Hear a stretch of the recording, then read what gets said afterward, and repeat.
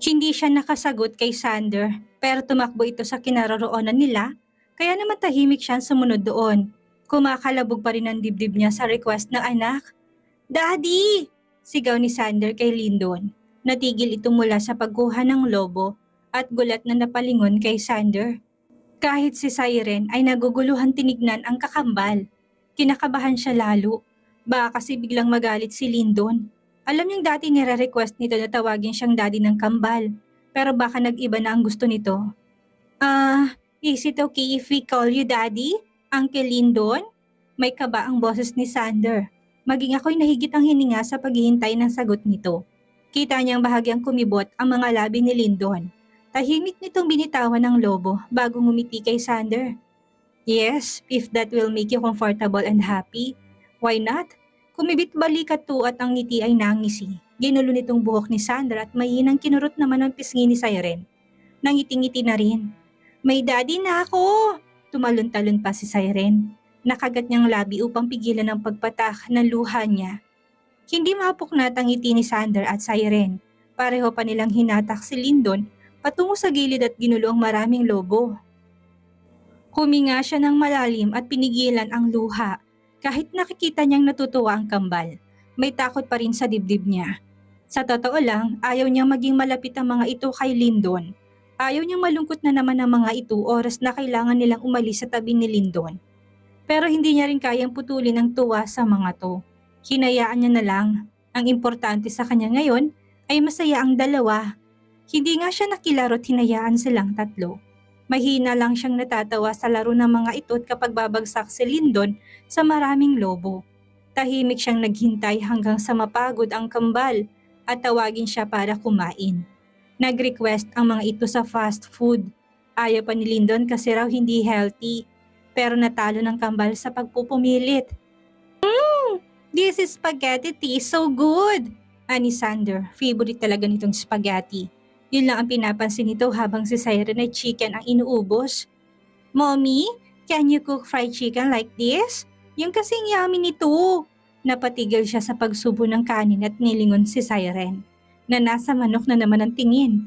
Lumipad ang tingin niya kay Lyndon noon tumikim ito.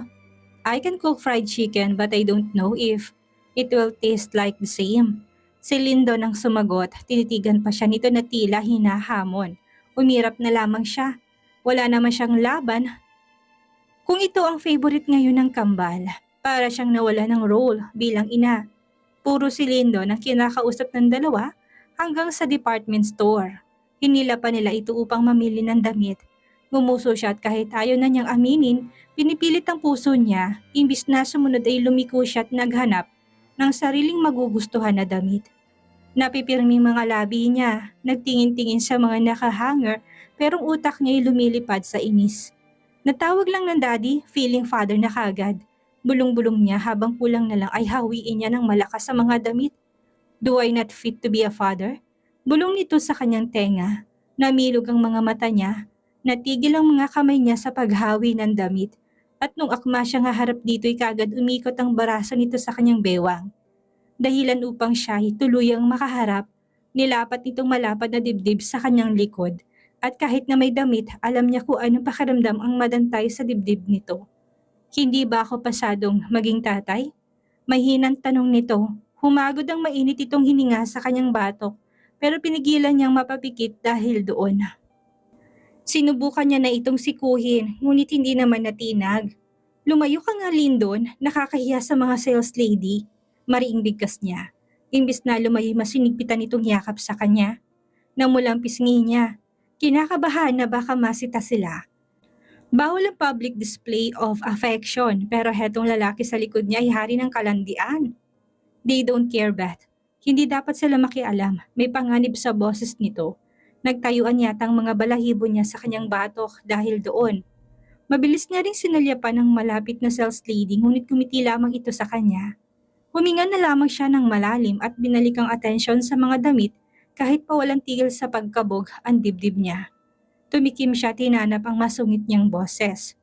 Nasaan ang kambal? Iniwan mo? Pinigilan nitong kamay niya ang naghahawi ng damit, binabayon sa gilid niya at marahan siyang hinila paalis sa damitan. Pinabantayan ko sa sales lady. Namimili pa sila ng damit. I guess I will go bankrupt after this. Simpleng sagot nito. Nagrereklamo ka? Akala ko ba ibibigay mo ng lahat sa akin? Tapos ngayon nagsisisi ka na yata. Pangaasar niya sa lalaki, kumibit balikat to. Nagrereklamo na, alam mo namang kapalit sa mga to bet, I don't mind buying everything for you as long as you don't mind sharing the bed with me. Napaangat ang tingin niya at kumuyom ang kabilang kamay matapos makitang multo ng ngisi sa mga labi nito. Ano pa bang aasahan niyang kabaitan sa isang Lyndon Ocampo? Suntok sa buwan kung magiging anghel ito. Nanginig ang mga labi niya sa inis, ngunit napaawang yon matapos nitong iladlat sa harap niyang isang seamless underwear. I remember, nasira kong panty mo noon sa party. Pumili ka ng gusto mo, bibilhin ko. Simpleng utos nito, binitawan na nitong kamay niya at ito pa mismong tumingin-tingin ng magandang klase. Naningkit ang mga mata niya. Gusto na niya itong kutusan kung hindi lang nakakahiya sa mga sales lady. What about this one? Do you like it? Hinarap nito sa kanyang manipis na underwear. Harap lang yatang kayang takpan nun kaya't namulang mga pisngi niya. Inagaw niya yon at binigyan to ng matalim na tingin. Gago ka talaga? Ikaw ang magsuot kung gusto mo. Mahinang singhal niya. Dinig niyang mahina itong humalakat at kumuha ng panibagong underwear. Sinipat yon bago binigay sa kanya. Maayos-ayos naman kaya hindi siya nagreklamo. I prefer you wearing nothing though. Bulong-bulong pa nito na umabot naman sa tenga niya. Tss, manyak, bulong niya pabalik.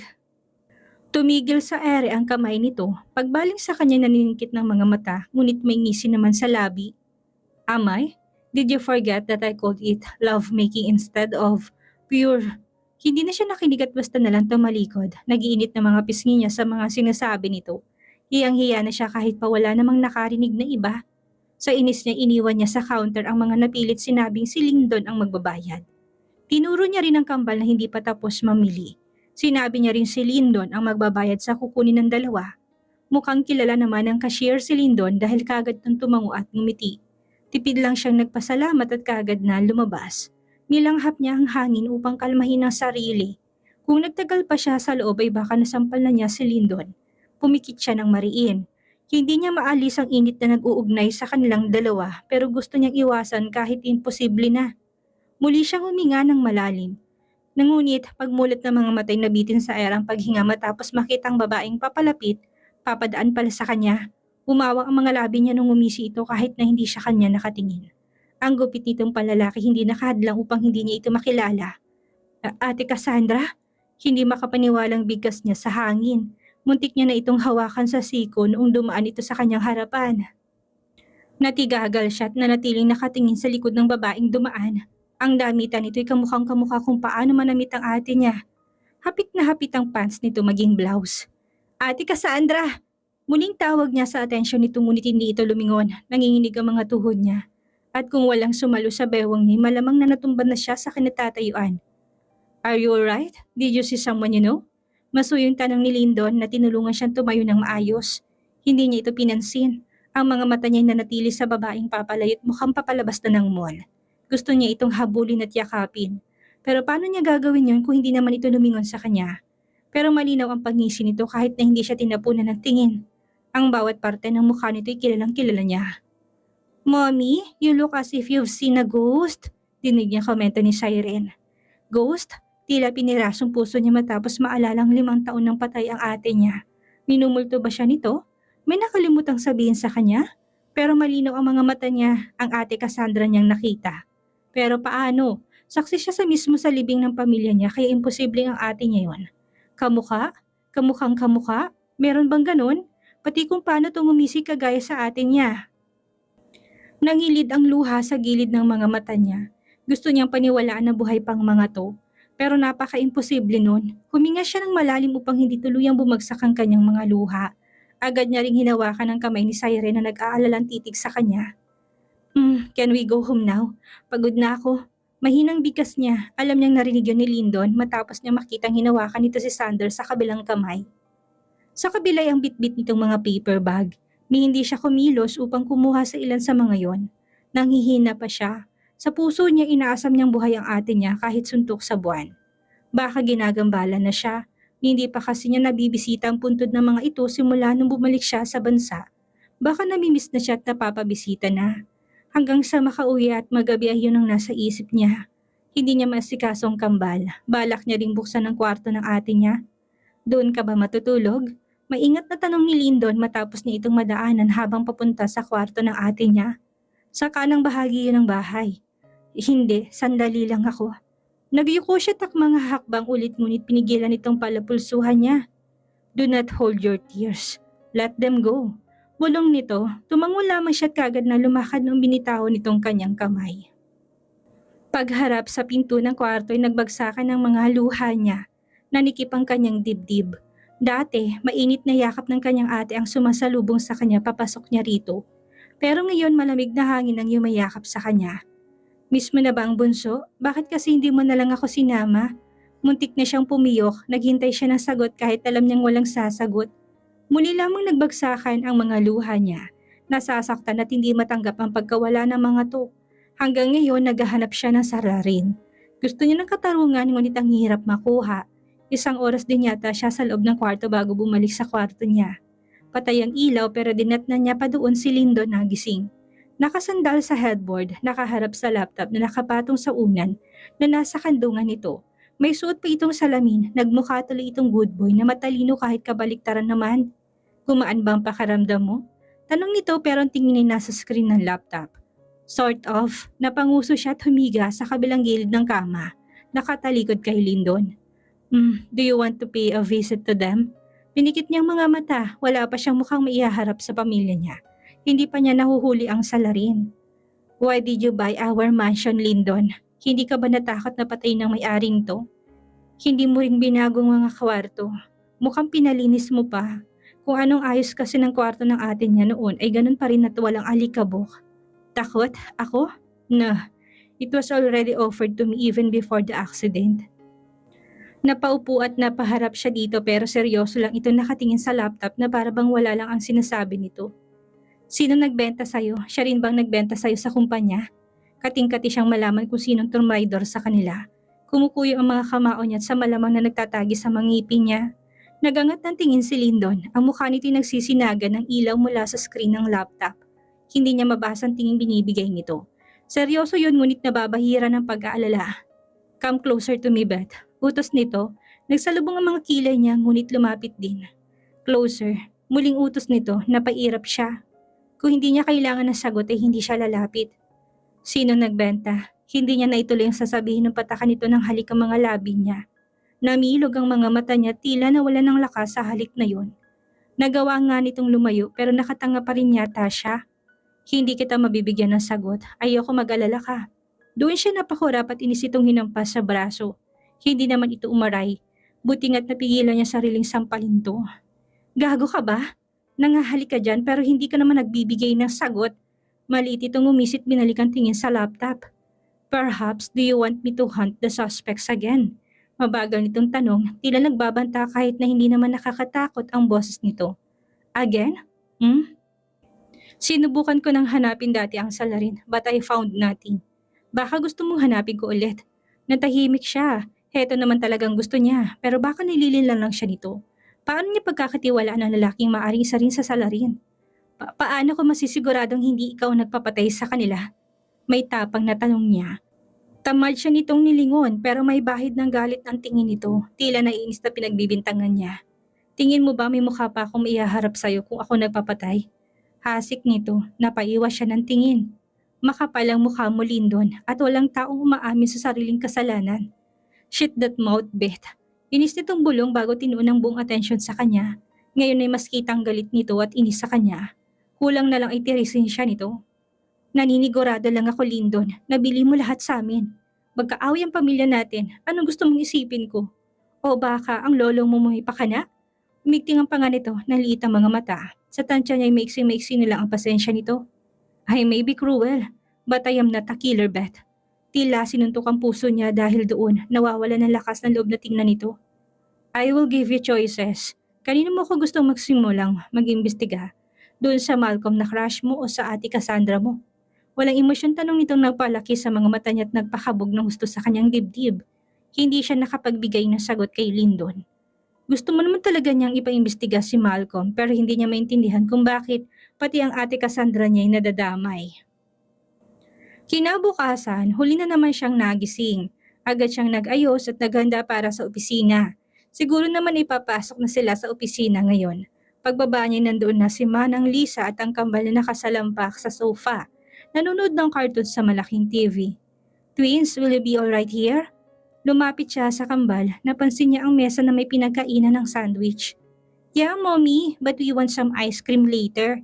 Ani Siren, natutok na natutok ang mga mata sa TV screen. Tiker, mommy, tipid na sagot ni Sander. Naginit ang puso niya dahil doon. Noon pa man ay madalas na niyang naiwan ng kambal dahil sa trabaho. Mukhang naintindihan naman ng mga ito. Ngumiti siya at binalingan si Manang Lisa. Nakangiti ito ng malawak sa kanya. Ako na pong bahala, ma'am. Tatawag po ako kapag may nangyaring hindi maganda. Thank you po. Bago po dumilim, makakauwi na kami. Let's go, Beth. Napatigil siya nung sumulpot na lang bigla si Lyndon. Nakasuot na to. Guwapo na sana kung hindi lang magkasalubong ang mga kilay. Wala ring ngiti ang labi nito. Daddy, pwede po ba tayong magbasa ng book pagka-uwi mo mamaya? Pare-pareho yata silang natigilan sa tanong ni Sander. Sinulyapan siya ni Lyndon ngunit kumibit balikat siya. Gusto naman itong tinatawag na daddy kaya gampanan niya na lang. Sure, choose any book that you want to read. Lumawak ang ngiti ni Sander at ilang beses na tumango. Sumabay sa galaw nitong bagsak na buhok pero napanguso siya noon tuloy-tuloy na lumabas si Lyndon. Wala siyang choice kung hindi sumunod dito. Akmang pupunta siya sa sariling kotse noong patanugin nito ang sariling sasakyan. Here, Beth, sabay na tayo. Binuksan pa nitong passenger seat.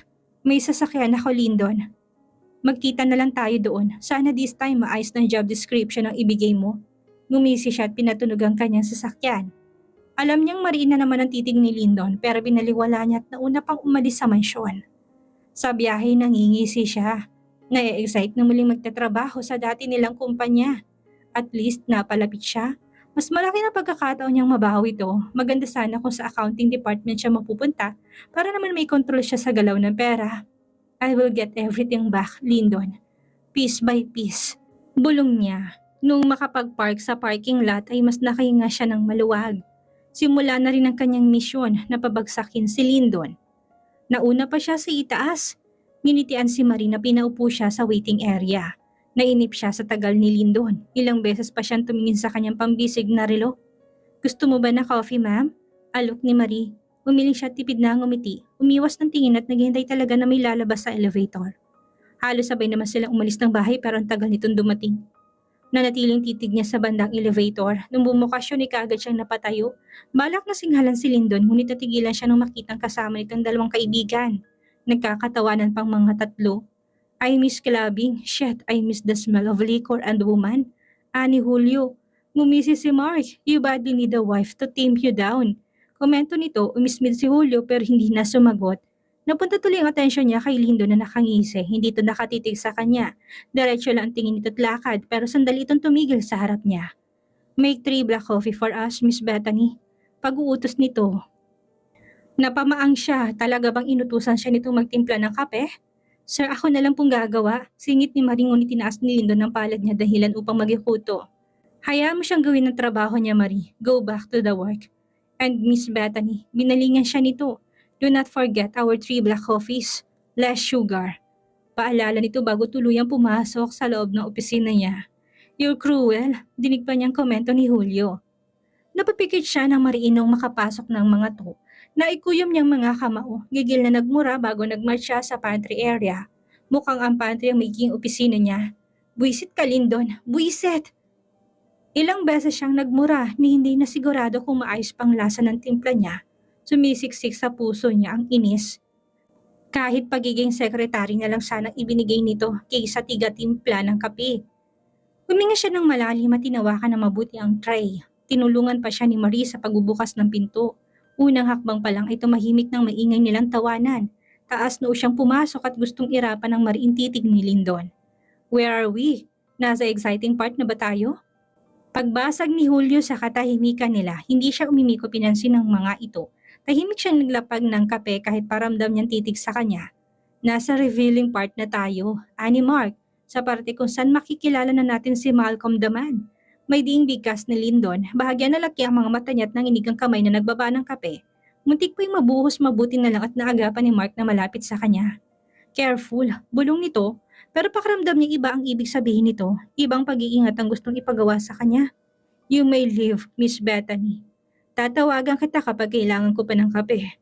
Pang-aasaran ni Lyndon, nalit ang mga mata niya, umiwas ang tingin nung umisito. Akala siguro na lalaki gusto na niyang sumuko pero hindi. Magtiti siya hanggat kaya niya. Taas noo pa rin siyang nagmarcha paalis. Pero pagbalik sa pantry area ay gusto na niyang sirain lahat ng gamit doon.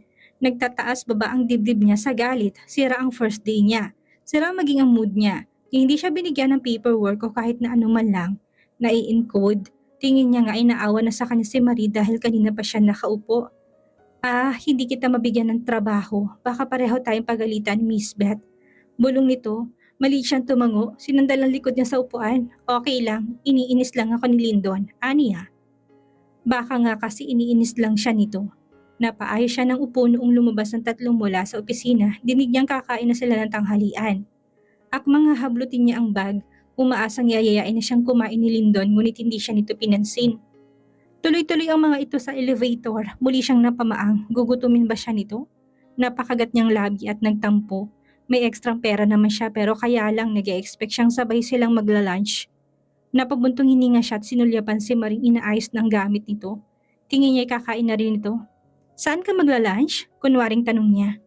Sa pantry lang po, Ma'am Beth. May baon po ako, nasa ref. Gusto niyo po bang sumabay? Naitikom niyang mga labi, wala siyang dalang baon. Malamang nakakain siya ng mag-isa sa labas. Umiling siya kay Marie. Hinawakang mabuti ang bag niya at tumayo na. Sa labas na lang ako kakain. Food delivery po para kay Miss Bethany. Napaharap siya sa nagsalita, isang delivery boy yon. May bit-bit itong paper bag mula sa kilalang restaurant. Hindi po ako nag-order, mahal yon, ang balak niya sa kantina lang kumain. Galing po kay Sir Lyndon po, wag daw po kayong papagutom. Ngumiti ng malawak ang delivery boy bago nilapag ang paper bag sa mesa ni Marie. Wala kasi siyang mesa. Napatanga siya, nakaalis ng delivery boy pero nakaawang pa rin ang mga labi niya. Kung hindi humagikik si Marie, hindi pa siya mapapakurap. Ang sweet ni Sir, komento nitong sinabayan ng hagikik muli. Sweet ba yon? Hindi nga ako sinabay na kumain, bulong-bulong niya. Po, Ma'am Beth? Wala, tara share na lang tayo dito. Hindi naman tumanggi si Marie. Mabait din ito at medyo makwento. Nakwento nga nito kung ilang beses dumalaw ang lolo ni Lyndon sa kumpanya kasamang fiancé ko nito. Kunwari siyang walang pakialam pero sa loob-loob niya naiinis siya. Natapos ang lunch nila at nakabalik na si Lyndon at si Lito. Wala na yata si Mark, naghintay siyang utusan nito pero hindi nangyari. Kahit magpadala lang ng tubig. Sa inip ay nagpasya siyang umuwi na lang, nagtaka pa si Marie nung nag-ayos na siya ng gamit. Kapag lumabas siya at hinanap ako, pasabing umuwi na lang ako. Bukas na lang ako magtatrabaho ulit, habilin niya na kinatango nito. Bagsak ang balikat niyang bumaba sa parking lot. Nilaro pa niya ang car key niya, nadismaya talaga siyang hindi office work ang binigay sa kanya ni Lyndon. Pagagalitan niya tumamaya sa bahay. Pinatunog niya ang kotse at tamad na lumapit doon, akmang bubuksan niyang car door nung may pumigil sa braso niya. Napasinghap siya at napabaling sa kanyang gilid para lamang magulantang. Napaatras ang paa niya dahil kay Malcolm. Nakakapito tila walang balak na pakawalan ng braso niya. Paano ka nakarating dito? Sinipa siya ng kaba, hindi alam paano ito tatakasan. Sinundan kita mula sa mansyon. Bumalik ka na pala dito. Stalker, ipapakulong kita. Humigpit ang hawak nito sa kanyang braso. Hindi naman ako manggugulo, Beth. Pagkatapos ng DNA at kapag napatunayan ko na hindi akin ang kambal, hindi na kita guguluhin. Gigil niyang pilit na binawi ang braso ngunit bigo siya. Hindi nga ikaw ang ama, bumalik ka na lang doon sa lungga at magtago kay Cindy. Gusto na niyang sumigaw at huminga ng tulong, pero ayaw niya makarating ito kay Lyndon. Siniksik siya nito sa kanyang sasakyan, na lalo niyang kinakaba. Kita niyang galit sa mga mata nito ang pag-ikting ng panga. DNA test lang hinihingi ko, Beth. Hindi nito na ituloy yung sasabihin ng may marahas na humila dito. Malakas na suntukan na rinig niya at pabagsak ng kusino sa sahig. Nalaki ang mga mata niya matapos makitang dumugo ang labi ni Malcolm. Run, Mr. Malcolm. Bibigyan kita ng pagkakataon na tumakas sa ngayon. Malamig na bigkas ng lalaki. Nainis na tumayo si Malcolm at tinaliman ng tingin ng lalaki bago siya nito binalingan. Babalikan kita, Beth. Hindi ako naniniwalang hindi ko sila anak. Kapag napatunayan ko anak ko sila, kukunin ko sila, Beth. Sigaw nito, bago tumakbo paalis, nanginig ang tuhod niya at ang mga kamay, nanghihinang napasandal sa kanyang kotse. Nangilid ang mga luha, natatakot siya para sa kambal. Ang ganda ng reunion niyo, komento ng lalaki. Napatayo siya ng maayos at nagyuko. Salamat Mark, mahinang usal niya. Kumibit balikat to, kiniling ang ulo. Hindi mo ba namimiss ang asawa mo, Mrs. Bethany Del Rio Gutierrez? May panganib na bigkas nito, dahilan upang mapaupo siya sa sahig. Bakit nga kaya tila may banta sa salita ni Mark kay Bethany? Anong gagawin ni Bethany ngayong may alam si Mark tungkol sa relasyon niya kay Malcolm? Yan ang ating aalamin sa susunod nating kabanata.